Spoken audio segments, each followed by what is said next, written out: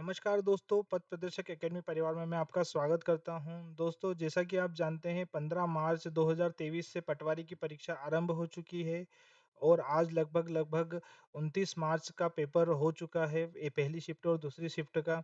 ठीक है, तो लगभग 15 दिन ये एग्ज़ाम संपन्न हो चुकी है, जिसमें 30 पेपर हो चुके हैं। जो दोस्त पेपर दे चुके हैं, उनके नंबर कम ज़्यादा होने से उनमें अभी बहुत उत्सुकता है कि कट ऑफ आखिर पटवारी का जाएगा क्या? तो मैं आपके सामने ये वीडियो लेके आया हूँ जिसमें पटवारी की परीक्षा के जो कट ऑफ है, उसके सभी संभावित पहलुओं पर चर्चा की गई है। ठीक है? मैंने यहाँ पे दोस्तों आपको स्क्रीन पे दिख रहा होगा, मैंने यहाँ पे आपको विभिन्न कैटेगरी के अलग-अलग कट ऑफ यहाँ बताए गए हैं। जनरल में मैंने जो है आपको 120 से 125 बताया है।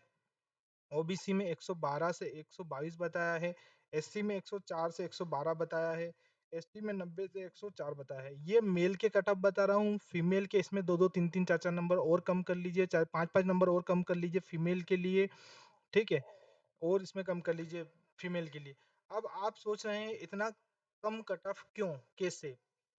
तो उसके लिए आपको पूरा वीडियो ध्यान से देखना होगा, सुनना होगा, ये कट ऑफ ऐसे कम क्यों जाएगा, ठीक है? तो हम यहाँ पे शुरू करते हैं कि कट ऑफ कम जाना किन आधारों पर आधारित है। तो दोस्तों मैंने यहाँ पे 3 आधार आपके सामने बताए हैं। 3 आधार है जिसके आधार पर हम 17 और 23 की पटवारी की परीक्षा का एनालिसिस कर रहे हैं। सबसे पहला आधार है पोस्ट, दूसरा आधार है पेपर और तीसरा आधार है लेवल। पहला पोस्ट, दूसरा पेपर और तीसरा लेवल। दोस्तों यहाँ पे मैं बात करूँ तो पोस्ट की, तो पोस्ट जो टोटल पटवारी में पोस्ट आई थी, वो पोस्ट 17 में जो पोस्ट हैं, वो टोटल पोस्ट आई थी आपकी लगभग 9,135 पोस्ट आई थी। देखो आपको दिखा देता हूँ मैं, ये पोस्ट देखो आप, ठीक है? लगभग 9,175, सॉरी 9,175 जो है वो लगभग ये सारी देखो 9,175 पोस्ट आई थी। जनरल की थी 5,000, इसमें मेल फीमेल नहीं कर रखा है। ओबीसी की थी 1,000, एससी की थी 1300 और एसटी की थी लगभग 1792 1800 पोस्ट थी। ये विभिन्न कैटेगरी में डिस्ट्रिक्ट वाइज पोस्ट हैं, ठीक है? वैसे ही अभी भी डिस्ट्रिक्ट वाइज पोस्ट आई है, ठीक है? तो अब बात करते हैं यहाँ पे। तो यहाँ पे देखो, यहाँ पे जो पटवारी की पोस्ट थी 9,135 और पटवारी 2023 में भी जो लगभग पोस्ट है वो कितनी है? 9,000, ये भी 9,000, लगभग 30 के लगभग है। लेकिन ये 9,030 सारी पटवारी की पोस्ट नहीं है, इसमें 6,755 पोस्ट, देखो आपको दिखा देता हूँ मैं यहाँ पे, ये टोटल 9,000 पोस्ट हैं, ठीक है? ग्रुप 2 सब ग्रुप 4 वैकेंसी 2023 टोटल 9,073 पोस्ट है। इसमें ये देखो आप, पटवारी की जो पोस्ट है, ये पटवारी की पोस्ट है 6,755 पोस्ट है, ठीक है? लगभग 6,755 पोस्ट हैं। इसमें जो अनरिजर्व हैं ओपन 1,008 है, 476 है, ठीक है? ये अलग अलग कैटेगरी की सारी यहाँ पे पोस्ट दे रखी है, ठीक है? मेल में, फीमेल में, भूतपूर्व सैनिक और महिला, ठीक है? संविदा कर्मी हेतु, है ना? तो इस प्रकार से ये रिजर्व है, ठीक है? तो यहाँ पे 1,008, 277 ईडब्ल्यूएस के लिए, 410 एससी के लिए, 824 एसटी के लिए, 724 ओबीसी के लिए, इस प्रकार की ये सारी पोस्ट हैं, ठीक है? तो अब बात करते हैं हम, ये हो गई पोस्ट की बात। अच्छा, इसमें एक चीज़ और बताना चाहूँगा मैं आपको कि ये जो 6,700 पोस्ट है, केवल इतनी ही पोस्ट नहीं है, लगभग 1145, 44-45 पोस्ट जो है, 55 पोस्ट है, वो भी ओपन है। मतलब जो ज़्यादा नंबर लाएगा, वो क्या हो जाएगा, पटवारी से ऊपर जो ग्रुप सब ग्रुप 4 की वैकेंसी है, वो लोग ले जाएँगे, ठीक है? तो यहाँ पे लगभग मैं मान लूँ, तो ये पोस्ट कितनी हो गई आपकी, लगभग ये हो गई लगभग आप समझ लीजिए 8,000 जो है आपकी लगभग ये पोस्ट हो चुकी है, ठीक है?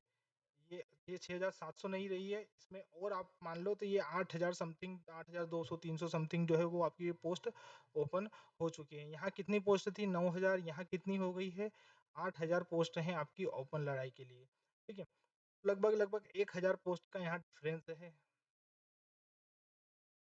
पहली चीज, ठीक है? माइनस में है।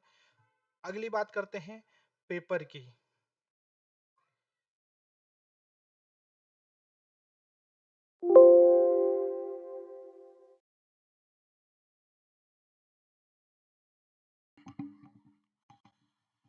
ठीक है दोस्तों, यहाँ हम बात करते हैं अब पेपर की। तो पेपर जो 2017 में जो पेपर आए थे वो टोटल 5 पेपर थे, और 2023 में जो पेपर आए हैं टोटल 8 पेपर हैं। 3 पेपर का यहाँ पे जो है वो इज़ाफ़ा हुआ है। लेकिन ये 3 पेपर ने बहुत इम्पोर्टेंट रोल यहाँ पे निभा दिया है। ठीक है, देखो मैं आपको 2017 के पेपर दिखाता हूँ, कौन-कौन से पेपर थे। देख सकते हो आप यहाँ पे जनरल नॉलेज का पेपर था, क्वांटिटी एप्टीट्यूड का पेपर था, हिंदी लैंग्वेज का पेपर था, पंचायती राज से था, कंप्यूटर से था। अच्छा, ये 5 पेपर यहाँ थे, ठीक है? जिसमें से जनरल नॉलेज भी ईज़ी था, क्वांटिटी एप्टीट्यूड भी ईज़ी था, हिंदी लैंग्वेज भी ईज़ी था, पंचायती राज। देखो एक्चुअली क्या हुआ, अब मैं लेवल की बात कर लूँ, है ना? पेपर के साथ में भी लेवल लेवल की बात कर लेता हूँ। जो जनरल नॉलेज के क्वेश्चन थे वो लूसेंट से डायरेक्ट वन लाइनर क्वेश्चन थे। अगर 20 क्वेश्चन आ रहे हैं तो 15-17 क्वेश्चन लगभग-लगभग बच्चे लगा के जा रहे थे। ठीक है? एप्टीट्यूड की बात करूँ तो वन लाइनर थे, आसानी से व्यापम वाले क्वेश्चन थे, आसानी से क्वेश्चन जो है वो क्लिक हो रहे थे, लग रहे थे। ठीक है? हिंदी बहुत आसान थी। पंचायती राज सिस्टम में ऐसा हुआ कि जो शुरू की 2 शिफ्ट थी, 3 शिफ्ट थी, 1-2 दिन दिक्कत है, इसके बाद बच्चे पैटर्न समझ चुके थे और उसके बाद उन्होंने पंचायती राज में भी अच्छा स्कोर किया। कंप्यूटर की बात करूँ तो कंप्यूटर परीक्षा मंथन से डायरेक्ट वन लाइनर क्वेश्चन थे, direct MS Office, MS Excel, output, input, memory ड बस इनसे ज़्यादा कंप्यूटर में कुछ ज़्यादा पूछा ही नहीं। ठीक है? अब बात कर लेते हैं कि ओवरऑल एवरेज क्या रहा? दोस्तों ओवरऑल एवरेज जो था इसमें, जो अच्छे बच्चों ने स्कोर करा है, वो लगभग-लगभग 70 से 90 के बीच में बच्चों ने स्कोर करा है। अच्छा, एक बात बताना चाहूँगा लेवल के आधार पर, इसका लेवल ऐसा था कि जो बच्चा महीना 2 महीना ही अगर तैयारी करा है, तो भी 60-65 नंबर तो ला ही रहा था। मतलब आप सोच लीजिए लेवल किस हिसाब के था, जिसने महीने 2 महीने, ढाई महीने ही तैयारी कर ली, तो वो भी 60-65 नंबर ला रहा था, है ना? और अब तैयारी करने वाला 80-90, 80-90 के यहाँ पे हो रहा था, ठीक है? अब यहाँ पे एक आपको बात बता दूँ कि ये जो सारे क्वेश्चन आए थे, ये सारे वन लाइनर थे। ठीक है? एक बार में क्लिक हो रहे थे। टाइम मैनेजमेंट की यहाँ कोई दिक्कत नहीं थी। पूरा 2 घंटे का टाइम था, 100 क्वेश्चन थे, आसानी से टाइम मैनेज हो रहा था। ठीक है? आसानी से सारे क्वेश्चन लग रहे थे। पंचायती राज और जीएस में कुछ कुछ क्वेश्चन जो है वो टफ आए थे, कुछ शिफ्ट में टफ आए थे, बाकी पूरी शिफ्ट ईज़ी थी, सब शिफ्ट ईज़ी थी। अच्छा, एप्टीट्यूड में मैथ्स और रीज़निंग दोनों शामिल थे, और मैथ्स के क्वेश्चन भी आसान थे और रीजनिंग के क्वेश्चन भी आसान थे। यहाँ पे एक बात और बताना चाहूँगा कि अभी इस इसमें क्या हुआ कि अगर किसी सेक्शन में अगर 17 या 18 क्वेश्चन पूछे हैं, दूसरे वाले में 22 या 23 पूछ लिए। ठीक है? तो इसमें लगभग-लगभग इतना डिफरेंस नहीं रहा क्वेश्चन में। जबकि 2023 का जो पेपर हो रहा है, उसमें किसी पोर्शन में 45 क्वेश्चन है, तो किसी पोर्शन में 12 ही क्वेश्चन है। 30 क्वेश्चन का फ़र्क है, बहुत ज़्यादा फ़र्क होता है ये। ठीक है? तो यहाँ पे स्थिति बहुत गंभीर हुई है बच्चों की। अब बात कर लेते हैं 2023 में। देखो दोस्तों, 2023 में टोटल 8 सब्जेक्ट थे। 1, 2, 3, 4, 5, 6, 7 और 8। 17 में कितने थे? 5, यहाँ कितने हो गए? 8। देखो बड़े 3 ही सब्जेक्ट, लेकिन जो मेंटली टेम्परामेंट है बच्चों का, वो 8 पेपर से बहुत चेंज हो जाता है। ठीक है? 3 महीने के अंदर 8 पेपर तैयार करना, ठीक है? एक बार का रिवीजन भी नहीं हो पाता है ढंग से, तो नया बच्चा तो इसमें छोड़ ही दो। ठीक है? पुराने बच्चे का भी एक बार ढंग से रिवीजन नहीं हो पाया 3 महीने में। ठीक है? क्योंकि साइंस में physics, chemistry, bio, environment, technology, agriculture, ये सारी चीज़ साइंस में आती है। ठीक है? तो साइंस में, उसके बाद इंग्लिश में, ठीक है? ये सारी चीज़ें जो है वो 8 पेपर होने की वजह से बहुत समस्या है। अब मैं यहाँ पे बच्चों की बात कर लेता हूँ कि कौन-कौन से बच्चे हैं जो एग्ज़ाम देते हैं। देखो मेरे हिसाब से 4 बच्चे ही, 4 कैटेगरी के बच्चे हैं जिन्होंने ये एग्ज़ाम दी है, फॉर्म भरा है। सबसे पहले आते हैं आपके एसएससी वाले। एसएससी वाले बच्चों के लिए क्या था, 3 सेक्शन आसान थे, मैथ, रीज़निंग और इंग्लिश। लेकिन ये 3 सेक्शन आसान तो थे, लेकिन मैथ्स रीजनिंग के लेवल की थी नहीं। वो मैथ्स रीजनिंग आ गई बैंकिंग वाली। तो ये लोग इन तीनों में, जहाँ 3 में मजबूत होने थे, तो ये 2 चीज़ इनको लगभग-लगभग यहाँ 10, 12, 15 क्वेश्चन तो इनसे बने नहीं, जो सब बन जाने थे, ठीक है? तो यहाँ पे दिक्कत आ गई। 5 सब्जेक्ट इनके हाथ में थे नहीं, तो मैथ्स जो जितने भी एसएससी वाले हैं लगभग-लगभग सब जो है वो 100-110 पे आके रुक गए हैं, है ना? कुछ बच्चों के अच्छे नंबर आए, मैं मना नहीं कर रहा हूँ जिनका अच्छा होगा जीएस वगैरह, बाकी 100-110, 20 नंबर से ज़्यादा एसएससी वाले ला नहीं पाए। जबकि 75 70 से 75 नंबर क्वेश्चन जो है वो मैथ्स रीजनिंग के पूछने के बावजूद इतने ज़्यादा नाम स्कोर हो नहीं पाया। दूसरे बच्चे आते हैं आपके व्यापम के। तो व्यापम का बच्चा जो मैथ्स पढ़ता है ना, वो पढ़ता है बेसिक मैथ्स। बेसिक मैथ्स सही बात है, सिलेबस में भी बेसिक मैथ्स दे रखा है। तो समस्या क्या है? समस्या ये है कि बेसिक मैथ्स जो दिया उसने, एडवांस के 1-2 क्वेश्चन दिए, ठीक है कोई बात नहीं, आते हैं। बेसिक मैथ्स के जो क्वेश्चन दिए वो इतने बड़े-बड़े क्वेश्चन दे दिए और इतना टाइम टेकिंग कैलकुलेटिव क्वेश्चन दे दिया कि व्यापम वाले बच्चे ऐसे क्वेश्चन नहीं करते हैं, ये बैंकिंग वाले क्वेश्चन हैं। तो बैंक व्यापम वाले बच्चे जो जिनका जो मैथ्स अच्छी तरीके से पढ़ते हैं, रीजनिंग अच्छी तरीके से पढ़ते हैं, वो यहाँ पे इन दोनों सब्जेक्ट में उनका जो है वो नंबर नहीं हो पा रहा है ना? साइंस वो लोग पढ़ते नहीं हैं, ठीक है? हिंदी में थोड़ा बहुत अच्छा स्कोर हो रहा होगा उनका, ठीक है? 100% भी हो सकता है। कंप्यूटर का क्या है कि कंप्यूटर में कुछ दिन अच्छा लेवल आया एवरेज और कुछ दिन इतना लेवल हार्ड आ गया कि बीएससी, एमएससी करे हुए लोग भी जो है वो कंप्यूटर को हाथ नहीं लगा पा रहे हैं। ठीक है? तो कंप्यूटर का लेवल बहुत हार्ड आ गया था, तो व्यापम वाले कंप्यूटर अच्छा होता है साधारणतः व्यापम वालों का, लेकिन यहाँ पे व्यापम वाले फिर कम हो गए, ठीक है? जनरल नॉलेज में तो सबकी स्थिति एक जैसी रहती है ना? और मैनेजमेंट तो सबके लिए नया था, तो मैनेजमेंट तो यहाँ पे मैनेजमेंट के भी तो व्यापम वाले जितने भी जो वन डे एग्ज़ाम की तैयारी करते हैं व्यापम वाले, वो सब उन सब लोगों का बहुत नुकसान हुआ है और वो सब लोग 100, 110, 115 से ज़्यादा ज़्यादा आगे नहीं जा पाए, एवरेज बच्चा। ठीक है? जो अच्छा पढ़ने वाले हैं वो 120 35 30-35 बस 30 35 40।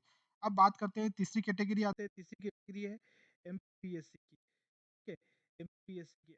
एमपीएससी वाले ये सोच के गए थे कि हमें यहाँ पे मैथ्स के अगर 25 क्वेश्चन आते हैं, 25 में से अगर मैं ठीक है 8-10 ही बना लूँगा, तो बाकी में मैं कवर कर लूँगा। लेकिन हुआ क्या कि मैथ्स रीजनिंग के आ गए 75, कहीं-कहीं 80 क्वेश्चन आ गए, ठीक है? 60 से तो ऊपर ही थे। ठीक है, तो वहीं मोरल डाउन हो गया एमपीपीएससी वालों का, तो शहीदी वहीं घोषित हो गई थी, ठीक है। जीएस से लगभग कई शिफ्ट में 12-15 से ज़्यादा क्वेश्चन आए नहीं, ठीक है। उसके बाद आए तो इतने आए जो सबके लिए आसान थे, किसी के लिए टफ नहीं थे, ठीक है। अब बात करते हैं साइंस की, तो साइंस में ठीक है पीएससी वालों ने थोड़ा सा वेटेज लिया होगा, ठीक है। इंग्लिश पीएससी वाले जो इंग्लिश मीडियम के हैं, ठीक है, उनका समझ में आता है, लेकिन ग्रामेटिकल इशू अलग होता है। और बाकी एमपीपीएससी वाले जो हिंदी मीडियम वाले हैं वो तो इंग्लिश में ठीक है थोड़ा सा नीचे रहा है उनका, हिंदी में ठीक ठाक रहा है, ठीक है। मैथ्स में आपको पता ही है एमपीपीएससी वालों की हालत मैथ्स में ज़्यादा स्ट्रांग होती नहीं है। कंप्यूटर का क्या हुआ कि कुछ दिन अच्छा पेपर आया तो ठीक था, बाकी फिर भी 2 4 5 क्वेश्चन से ज़्यादा होने के नहीं थे, और किसी दिन टफ आ गया तो 1-2 क्वेश्चन से ज़्यादा होने के ही नहीं थे कंप्यूटर में। जनरल नॉलेज की बात करें, एप्टीट्यूड की बात करें तो ठीक था एवरेज उनका। रीजनिंग की बात करते हैं, रीजनिंग का लेवल बहुत हाई आ गया था, लेंदी आ गई थी, तो रीजनिंग में भी नेगेटिव गया एमपीपीएससी वालों का। मैनेजमेंट से कोई लेना देना होता नहीं है, हालांकि पब्लिक एडमिनिस्ट्रेटिव नामक एक टॉपिक है, लेकिन उसका इतना फ़ायदा मिला नहीं क्योंकि हेनरी फेयल वगैरह से एक आधी क्वेश्चन आए, बाकी सारे क्वेश्चन थे वो बैंकिंग मैनेजमेंट वाले जो है कॉर्पोरेट मैनेजमेंट वाले क्वेश्चन थे, तो इसका फ़ायदा एमपीपीएससी वालों को बिल्कुल भी नहीं मिला यहाँ पे, ठीक है। चौथी बात कर लेते हैं हम, चौथा जो सेक्शन है हमारा वो है बैंकिंग वाले। सबसे ज़्यादा अगर कोई मौज ले गया है तो वो है बैंक वाले। क्यों बैंक वाले मौज ले गए? क्योंकि देखो सबसे पहले बात कर लेता हूँ मैं सेक्शन वाइज़, इधर बात कर लेता हूँ। जनरल साइंस ठीक है एवरेज होता है, ज़्यादा होता नहीं है उनका, ठीक है।